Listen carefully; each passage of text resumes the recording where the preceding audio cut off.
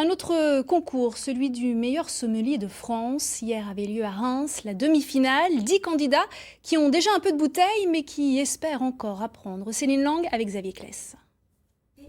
Le tire-bouchon présente une technologie très récente. L'épreuve est particulièrement difficile. C'est plutôt un outil qu'on utilise pour les vieux millésimes. De lames et une vrille. Pour les candidats au titre de meilleur sommelier de France, ce n'est pas forcément évident.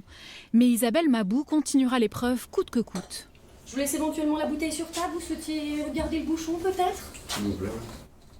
C'est une logique de se mettre un peu des défis. Pas dire que la vie ne nous en apporte pas assez, mais c'est une logique de savoir jusqu'où on peut aller. Je pense que chacun y va avec son envie de montrer ce qu'il sait faire et de chercher d'autres connaissances. 10 candidats venus de toute la France participent au concours. Le jury teste leur capacité à reconnaître et raconter un vin, en anglais s'il vous plaît. Et bien sûr à Reims, c'est sur un champagne que l'on posera les narines.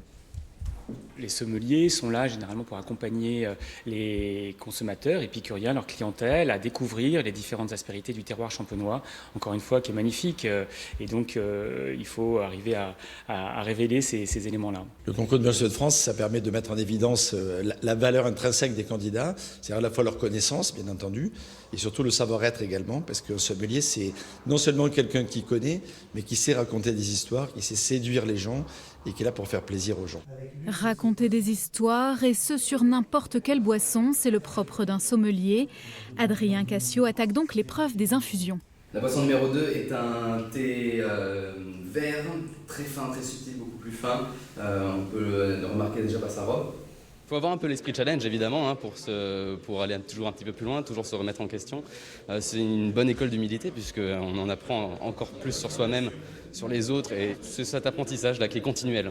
Et c'est l'astringence qui va nous guider sur un accord salé. Les gens voyagent de plus en plus, sont aussi de plus en plus curieux. Ça laisse une ouverture à tout un tas de choses et les infusions en général prennent énormément de place. Ni Isabelle ni Adrien n'accéderont à la finale cette année. Ce sera pour une prochaine fois. Le concours du meilleur sommelier de France a lieu tous les 2 ans.